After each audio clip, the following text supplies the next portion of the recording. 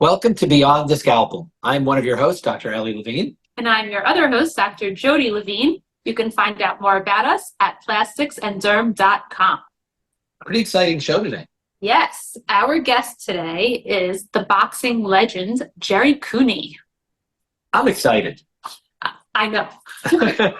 Super exciting. Brings me back to the 80s, late 80s, when I was a child, when I was 0 years old, because I'm only 29 right now. Now, anyways, we're also going to be talking about male plastic surgery. And let's start with that. Sure. Okay, so male plastic surgery is a lot more common than people think. According to Statista, in 2022, the most common male plastic surgery procedure was gynecomastia surgery, or male breast reduction. There were 21,358, to be exact, male breast reduction surgeries done that year. And the second most common surgery was liposuction, which with 19,500 procedures done. And I'm surprised. I actually would expect the numbers to be a little higher even. So, the problem with any of these reporting agencies is it requires myself and my peers to report all this information. And if we don't report every case, then I think the numbers are probably even higher than that. It's interesting because I think back to like my grandfather, both of them, whom I love dearly. This makes you think of your grandfather? It does, because the idea of even bringing up plastic surgery to them, they'd think I've landed from another planet, because they were like, they're not even getting new clothing. They're wearing the clothing till it disintegrates. Right. And the idea of like doing anything beyond getting a haircut, that was only because like they felt you needed that just to look respectful, not to even look good, would be insane. But the reality is one of the things that I think is very nice about today, and there are a lot of nice things about today, but one of the things I really like is that there is a growing burden on men to groom, and that's a good thing, because it's definitely unfair just how much women have to do more than men, and it still holds true. And I don't see in the foreseeable future it being equalized. Right. Bottom line is there should be guys taking care of themselves a little bit. I agree. So tell us the most common plastic surgery procedure you see men coming in for. So these two highly, gynecomastia and liposuction. For me, they're very similar procedures. There are people that come in for gynecomastia who unfortunately have a profound amount of excess breast tissue. A lot of times it's genetic, it's not purely weight-based. And also excess skin, where they need a formal kind of breast reduction kind of procedure, which isn't quite the same technique and the same goals as a female breast reduction, but has kind of many similar factors to it in terms of incisions and recovery and all that. But I would say that the vast majority of people that I see, I'm treating with a combination of liposuction with skin tightening. Generally, I'm going to be using radiofrequency energy more often than not, but sometimes I'll integrate ultrasound, sometimes I'll integrate my laser liposuction, like smart lipo, things like that, when needed and when benefit. There are nuances in the case. But the beauty of that is that it's scarless, or virtually scarless. No, about tiny little cuts that look like no more than a biopsy that you would take, and your biopsy sites heal brilliantly. So liposuction sites generally heal quite well too. And what people get from these procedures is not only volume reduction, but profound skin tightening.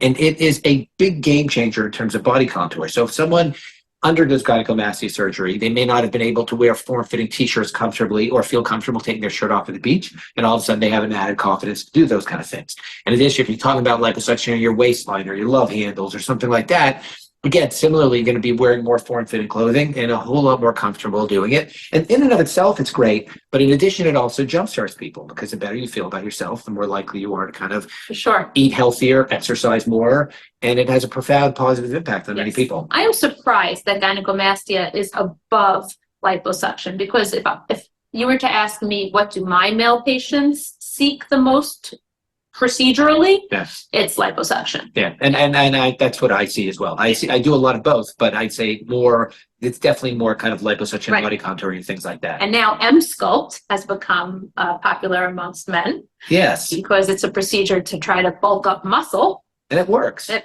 works. It's great. Yeah. Although you can create a six-pack with liposuction alone. You can. But I will say that I have partaken of M-Sculpt here and there, because the idea of doing planks and sit-ups is not that exciting. Right. But there's a lot more that men come in for. A lot more. Okay, so let's talk about, I would like to know how your technique differs for men versus women. So let's start with the face. Yeah. The face. So let's start top. start top down. Top down. So we'll start actually with the brow. So one of my favorite procedures, one of my many favorite procedures, is a brow lift, which I generally am going to use an endoscopic brow lift, a couple of tiny little cuts way up in the hairline, no trimmed hair, no missing hair, no anything like that. And I use essentially a camera to elevate the brow position. And I'd say it is a very common procedure in women. And part of that is just kind of aging aesthetics. But part of that is that the female brow is supposed to sit above that bony rim that we have there, a good half inch above there at least. And so that doesn't look too high, it doesn't look deer in the headlights. That's a naturally attractive brow position. And so a lot of women benefit from that. Men, on the other hand, a naturally attractive brow actually sits a little lower, sits at that rim. And so sometimes if it sits at that rim or even a little below that, it's acceptable. And the one thing you don't necessarily want to do in someone who wants to look masculine is feminize a brow. And so there are a lot of people that come in that make sense that their brow is low, but I don't necessarily advocate for a brow lift because I don't want to kind of overdo it. And the truth of the matter is that with women who potentially would benefit from a brow lift, you almost can't overdo it. Again, we're not talking about somebody who doesn't need it, but for someone who needs it, Right. their brow is going to be perfectly positioned, not too high. And in men, you can do that. So you want to avoid that. So in men, I'd say more commonly, you're talking about just taking up our eyelid skin. Right. And that is, it's not so much a technique for that procedure is that different from men and women. It's more kind of what they need in terms of their overall. And knowing where the brow position should be for a man versus a woman. Now, as we move south, the lower eyes is kind of more puffiness is more of the bigger concern, and that's very genetic. I see a lot of that in men. Yeah. So what do you do for those in men if they don't want to see me? Right. Not But because if they don't people- like me. If people have truly puffy lower eyelids, they need surgery. They do. But there are people who don't want it. And so I try to camouflage the fat pads, which is also known as the bads, with filler. And that works. It does help to camouflage. And there are many people who are very happy with that. But I do know that for people with really bad bags, they need surgery. Yeah. So the traditional operation involves making a incision along the lash line, which is technically acceptable. I do that operation. Well, I can't remember the last time I did that operation. The reason why is that it definitely increases the amount of scar tissue. One can go in, which is what I do, inside that lower eyelid. It is not affecting your vision, doesn't affect your eye at all. And it allows me to take out some of that fat, but also to take some of that fat and position it into that hollow, which often forms below. Repositioning the fat. Correct. That's what you need to do. And the benefits to that are twofold. One is it addresses problems, both the puffiness as well as the hollow below it, but it also helps that result look great long term. Yes, the people who go to plastic surgeons who take out too much fat end up with such hollow eyes that I have to fill for the rest of their lives. Right, which works, but is obviously not the way you want to kind of draw things up. And that similarly is really, for the most part, very similar in men and women. It doesn't really vary all that much.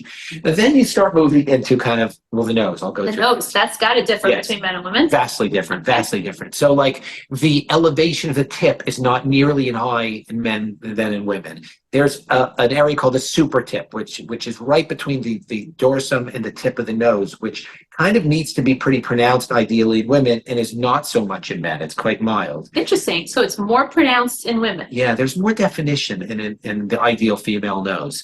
And similarly, like, not that the goal with a rhinoplasty is never for someone to say, wow, what a great rhinoplasty you have. Of course. It's someone to say, wow, you just look great. Or to pick up on features they never noticed before. Your eyes sparkle so much. Are you wearing your hair differently? Is that new makeup? Did you lose weight? Did you get good news? Were you just on vacation? I know you look better. I can't figure out why. I like your lipstick color. Correct. Maybe. All those kind of things. Not everyone who gets a nose done. Okay, go on. Right.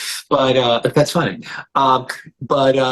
But that being said, you have that added burden of not overdoing it in men, because while it's not my ideal aesthetic, there are some women that come in that won't voice it this way, but basically say, I want almost an overdone nose. Yes. I want, more of a scoop. I want more of a refined tip. And these things may work aesthetically, but may not be ideal.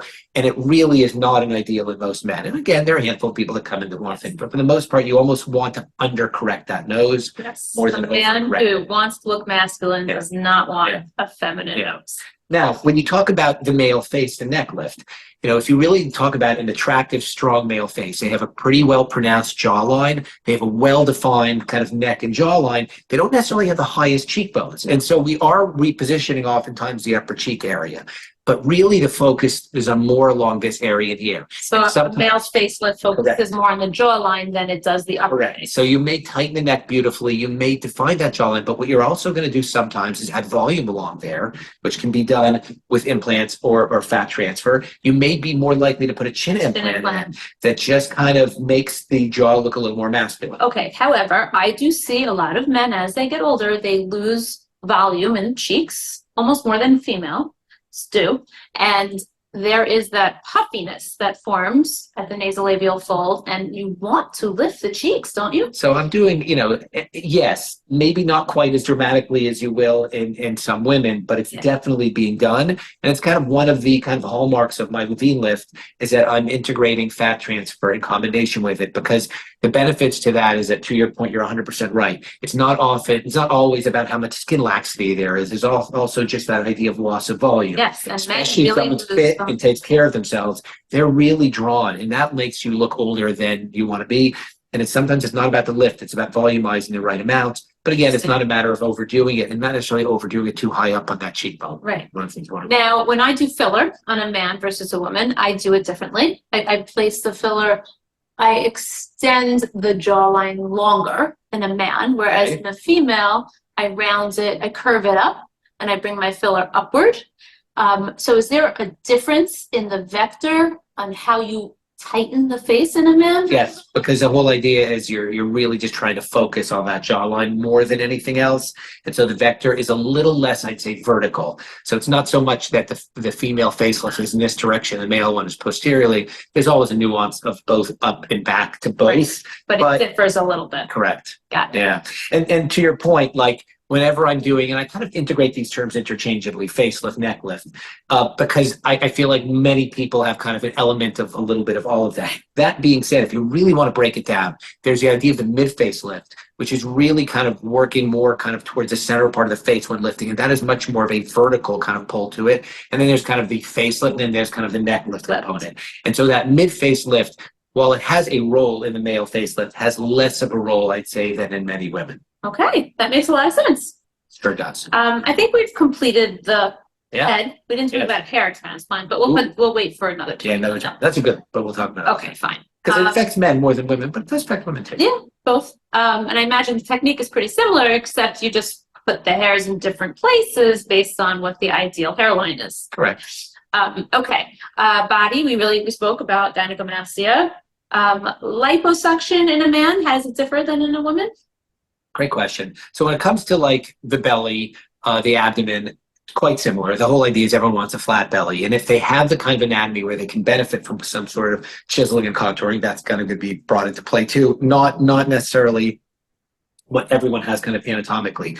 When you talk about, the waistline, if you look at the kind of ideal male body, there's almost a squareness to it. Yes. There's not so much with women.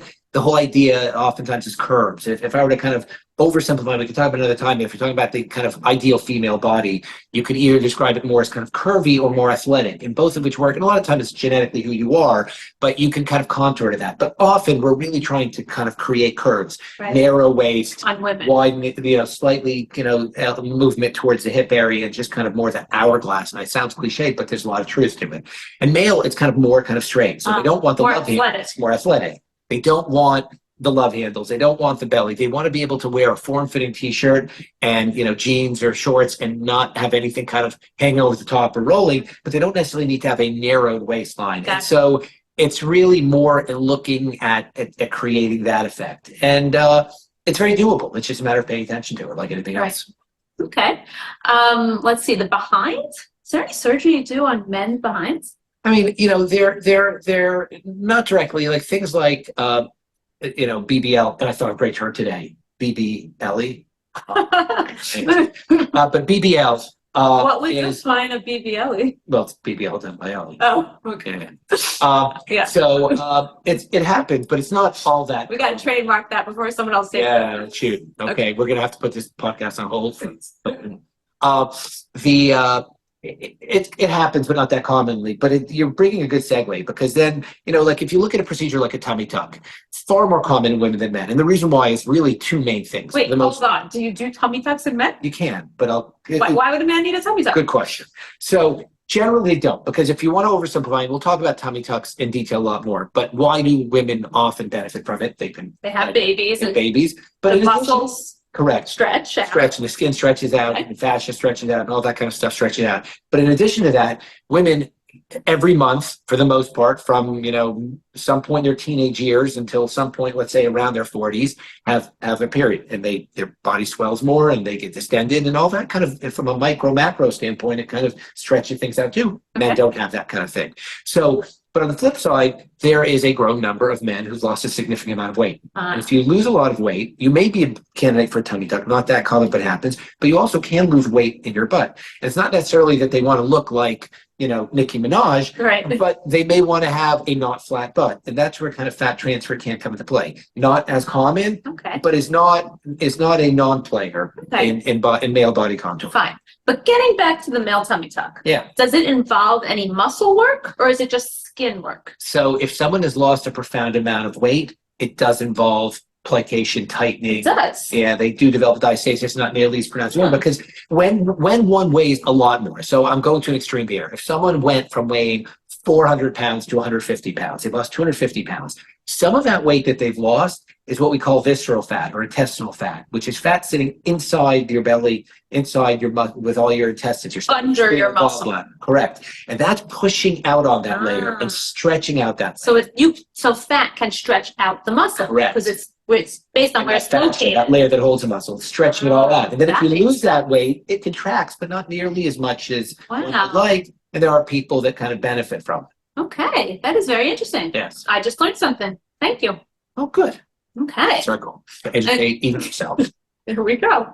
Okay, have we covered all? Okay, let's think some things that we would typically think are more female, like sclerotherapy, getting rid of the dilated blood vessels in your legs, the spider veins, varicose veins. I do sclerotherapy on men as well. Yeah. Yeah. And laser hair removal. Laser hair removal, sure. A lot of men like laser hair removal. Yeah. Particularly people who get razor bumps. Yeah. I will do And laser. again, Yes. Yeah. You had it. Yes. So nice and smooth. Yes. But sometimes men want laser hair removal, not for full removal. They don't want to be without hair, but if just 1 or 2 laser sessions will thin the hair. So it makes the hair less thick and less likely to get ingrowns. And that is a game changer. Yes. Yeah. A It's lot of pretty men. painless today. That's changed because there used to be this adage that like if laser hair removal didn't hurt, it wasn't going to work. Right. No, our laser hair removal doesn't hurt. And it does work. Men who have very hairy chests like to get some hair removal. The back also. Ears. I do ears, both on the outside and the inside of the ear. Nose. We do. Outside, inside nose too? Sometimes people have hairs that are at the edge. Oh, okay. And I laser those. I do a lot of laser hair removal on men. Cool. Yeah. Anything else? The behind. Lasers. I mean, just saying, I do laser hair removal sometimes in the behind. Why are you just saying? I'm just putting that out there. Okay. I'm excited. Well, Are we ready for our guest? we are ready for our guest. Gerry Cooney. Okay. This is going to be exciting. Wonderful. So we would love to welcome to our show the legendary heavyweight Gerry Cooney, and I'm so excited to have Gerry on the show. So welcome, Gerry. Welcome, Gerry. Thank you guys both for you host this show often, or is it a show you do regularly? We do it once a week. Beautiful. Yes. And Yeah. I'm glad to become. I know you guys are looking me over right now while we're talking. Well, I like to fix that. Hey, I'd like to fix this too, and you know what I mean? It's unbelievable, right? Yeah, that's kind of how we do things, unfortunately or fortunately. Yeah. So True. I want to get right into this because I have such fond memories of my childhood thinking about you because my best friend growing up in Charleston, South Carolina was a big boxing fan and he got me into boxing and I know more than I would have known about it and you were definitely someone who I followed closely growing up. So thank you for joining us. I have a question for you. Sure. Facial injuries from boxing when you're a heavyweight is probably not an unusual thing. What are the more common injuries that people sustain? Well, it's a great question, and in my career, it's funny to say I only had a broken nose once. I was training to fight over Wow. in Europe against Lee Canalito, and I busted my nose in training once. This one's I had a deviated septum for years, and I guess occasional black eye, but not really. Wow. That's And great. did you fix it? I had my nose cleaned out, so they Uh-huh. fixed the deviated septum, yes, and that's all I've had done so far. Wow, Okay. that's amazing. That's So here's the question. Do professional boxers want to fix their injuries, or is it like a marker of their success, you know? Well, I mean, obviously, it's really important that you're able to breathe. You get, I had some sleep apnea from that deviated septum, and it caused some problems for a while. But what happened was I had a little cyst on my trachea. So I went to my doctor, and he said, "Well, how about we do this? How about I take the cyst out of your trachea and I fix your nose?" I said, "You got a deal." That was like a two for one, right? Wow. And so, Okay. yeah, have not boxed a lot, sparred a lot since. I don't ever re-up it, but if I do, I wear a headgear. And so, I mean, I think that fighters overall, we don't really pay attention too much to that stuff. Hmm. a- Um, along those same lines. And maybe I'm getting the term wrong. The cut man, is that the person in the corner oh who kind of? yeah. So what role do they prevent someone from needing stitches ultimately, or like what is their role No, in it helping doesn't do keeping you anything pretty? with that. That's a great question They too. just wipe blood? No, they do a whole No, lot more no, they than do a that. lot of stuff. They bring the swelling. They got to end swell, and they put that on to help the swelling to stop swelling. So you're gonna have more of a problem to see. And then if you Mm. get cut, they have medicines that are illegal in the corner, and it stops the bleeding mostly. And then But they're like smearing stuff all over your face too, right? that's Vaseline, and that's so when you get hit, the punch slides off your head. You would like that. Put plenty of, I Yeah, tell I them, like put that. That'd plenty be of good for Vaseline me. on there. I thought that was just to prevent wrinkles, but now I realize it had a real purpose. It did. It did have real purpose. And you're in there with 4, 5, 6 different sparring partners a day. And while Wow. you're in there boxing, they got the other 4 guys watching you. They're trying to find out where your weakness is. And so that's how you get better is you get tired out after 3 rounds. You get with another guy and you got to watch his style and make adjustments. And that's really how the game works. And then hopefully, or unfortunately for me, it's a two. So in other words, I couldn't in my heyday because I wouldn't sign with Don King. He kept me out of the picture. So when most guys were fighting 3 times a year, I was fighting maybe once a year, Oh, and I wow. wasn't getting the guys I needed to help develop me as a fighter. And then so I had a lot of knockouts early on. Knocked out Kenny Norton in 54 seconds of the first round. Ron Lyle, Jimmy Young, all those guys. But what I really needed was a couple of other younger, top rate guys so that when I came time to fight Holmes, I could have been prepared, learned about stamina and distance and taking care of myself. Because there was also, when you're an athlete and you grow up in a very dysfunctional household, um, you become fearful. You're going to get in that ring and the bell rings, but fear can kick in and you have to just when that's what you can't wait for the bell to ring. Once the bell rings, we got to fight, Doc. So when we get in that corner, remember, once that bell rings, you're in a whole lot of trouble. When you say you get fearful, you mean fear of losing, fear of Well, getting hurt? no, that's a great question, and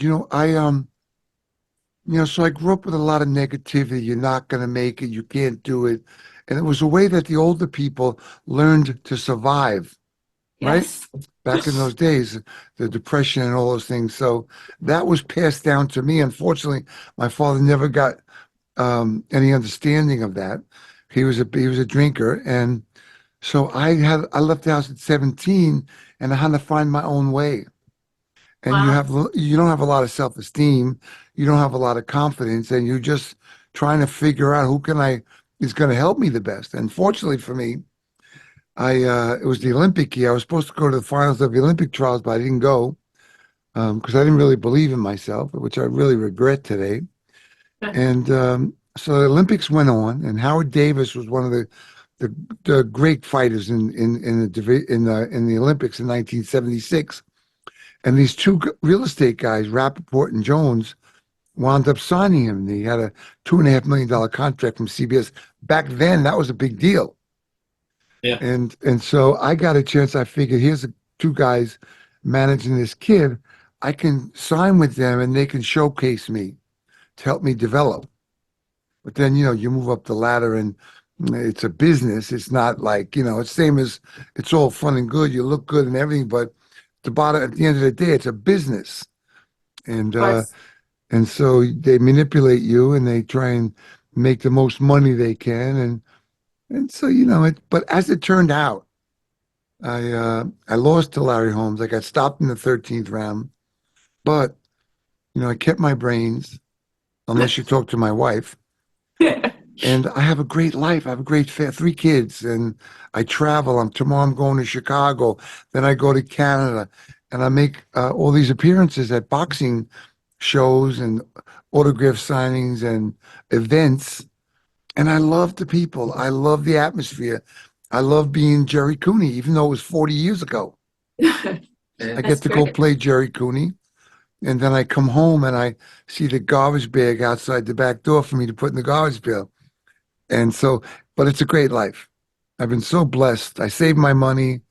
I have some good people in my life who help me financially to protect my money. And I got a great white wife who's also a financial analyst. Oh, wow. Amazing. And so, how old are your children? My oldest son is 35. That's with a different mom. Okay. And then I got my stuff together. I, put down the booze, and I met my wife, and we have 2 children. My daughter's 22 and my son is 26. And they're both, my son graduated from Lehigh University. He's an engineer, structural engineer. My daughter is graduating from Rutgers University. So meanwhile, I went to the school of hard knocks. I got knocked through, you know what I mean? How that goes. Literally. Right. It's all good. And so, Wow. what made you guys do this? Start this. What we do for a living, or the podcast? No, the podcast. It's great. The topic of plastic surgery and dermatology is one that people love to discuss. Everywhere we go, when someone hears that this is what we do, we get questions immediately. And I also feel like there's so much information out there, but I feel like so much is left out, and the important parts are left out. Right. Mhm. So the parts that are kind of educational, that really give you information, nuances, that let someone kind of figure out if this even is right for them, whatever it is, or if it's not for them, but just to kind of come from a position of knowledge just strengthens. I'm amazed to hear that as a heavyweight boxer, you only had one real cosmetic injury. Well, I mean, I on did your have a face. cut. I had 21 stitches put over this eye because when I was fighting Larry Holmes, he was thumbing me.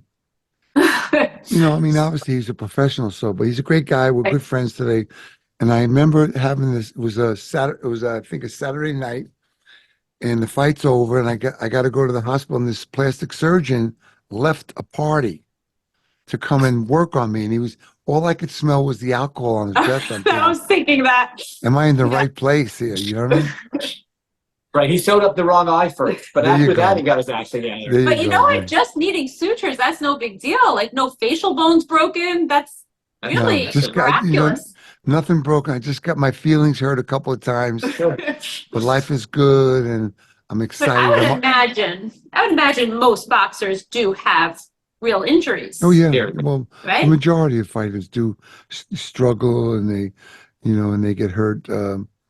But listen, we all take our shots, right? No matter whether it's in boxing, whether it's in plastic surgery, whatever it is, we all take those shots, right? That's true. That's true. Until we get to that place, comfort zone, we find the peace, and And what better business to be in than something you really love? I mean, you know, I've thought about getting some. I remember seeing a doctor once. He said, "Boy, would I love to operate on them eyes of yours." And I'm thinking about my cheeks a little bit here. And So, you know, yeah, the topic of our podcast before we interviewed you was male plastic surgery. So we were Yeah. discussing the various surgeries that men do. Yes, sometimes it's our eyes, sometimes it's our nose. That's right. And we were talking about, it's funny that you just said your cheeks, because I was saying that I feel like men in particular lose a lot of fat in their faces as they get older and their cheeks begin to fall. right. So, And I've also seen a friend of mine, an older man, get a facelift, and it was like went from regular to like. Or I remember, you know, I remember, what's that actor from, he was, Dom DeLuise was his friends. He was in, what the heck is his name? He was a famous, movie star. And he got the problem sometimes is people, if you do get a procedure, then you want to fix it a little bit more. Then before you know, you got 50 procedures, and then it's a different looking man. Right. You know what I mean? Yeah, it's true. What was that guy's name? He's in Johnny Carson all the time. He was on. Oh my Elie? God. No. But yeah, I agree that Yeah. overdoing things, that was one of the other things we spoke about in talking about male plastic surgery is, if anything, you almost want to undercorrect. The Right. last thing you want to do is overdo things, because if you do, that's when you start pushing the limits of looking natural and attractive. And a good Yeah. men's facelift doesn't go up that way. It's more backwards, Yeah. Yeah. posteriorly. So you've learned a lot from being with your husband too, right? I have learned a ton from being with my husband. I really have. And, Is it- and is vice it a- versa. Is it a fight not to want to have something done? I mean, you guys are so young. What are you about? Are you 25? 24? I'm 97. Wow, you're doing a great job, bro. I gotta come see you. We are in I'm almost 50 and at least 51. Yeah. You look great. You both look great. Thank you. It's the makeup. Yeah, I hear that. You know, and So- it is very difficult, both telling patients not to do things, because there Mhm. definitely are times people want procedures that Yeah. we know we should not do and we don't do. But also you have to take a lot of control on yourself, right? Yeah. And we have a lot at our disposal, and I just have to not use it. Well, Because it's kind that of would be scary. bad. I guess, you know, it's scary the first time, and then it gets to be, well, let me fix this over here. And that's the curse right there, right? I've Yeah. seen, do you remember seeing the woman on the cat woman or something? Yeah. She had a Okay. face made like a cat. Yeah. Yeah. Okay, you are not doing a good job for our business at the moment. Yeah. Oh, well, no, I mean, no, Yeah. listen, There I'm are sorry very to few say cat women out there. We want to discuss the positive aspects of plastic surgery and all the Right. beautiful people out there who look so natural that you don't even know they had work done. Oh, I like that. That's the way to go. Yeah. Yeah. Well, that's all very cool. And you know, when you're fighting as an athlete, you have elasticity in your face because you're younger, right? And Yeah. like when you get older, it starts to go away, right? That is correct. And so, but we do all recognize it as we get older. I mean, you know, actually, you know, I see Larry Holmes a lot, and he's still got, you know, African American men, their skin lasts really, they don't age very well. I mean, they age really well.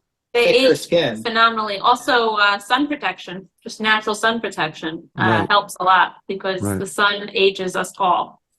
Yes. Yeah. Yeah. So I have a couple of things on my head. I have something on my face. I mean, it never ends, right? Well, come on in and we will take care of it all. Yes.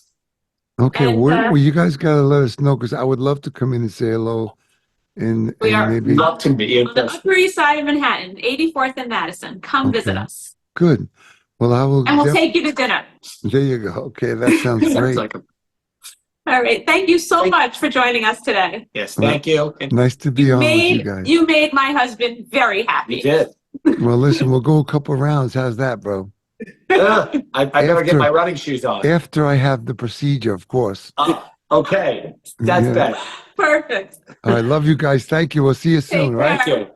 So that was great. So here ends another edition of Beyond the Scalpel. To find out more about us as well as our podcast, you can find out at plasticsandderm.com. Thank you. See you here next time.